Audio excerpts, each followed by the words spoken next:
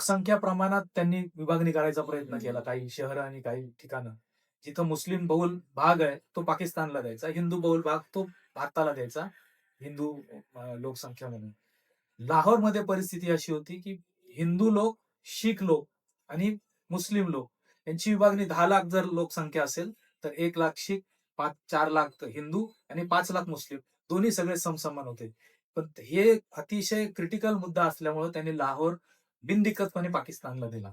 लाहोर आपल्यासाठी खूप महत्वाचं केंद्र होतं. म्हणजे इथनं लोक लाहोरला सहज निघून जायचे. आता आपण जसं दिल्लीला जातो, मुंबईला जातो, तसे लोक लाहोरला जायचे, कराचीला जायचे, अशी साधारण ती परिस्थिती होती. लोकांमधला क्षोभ इतका वाढला, की पंजाबच्या लोकांना लक्षात आलं, की माझे नातेवाईक लाहोरला राहतात. राजा रणजित सिंहांचं सगळं अख्खं कारकीर्द लाहोरच्या किल्ल्यावरून झालंय. त्यांच्यासाठी फार दैदिप्यमान इतिहास आहे. महत्वाचे गुरुद्वारा पंजाबच्या प्रांतातले लाहोर आणि पट्ट्यात आहेत.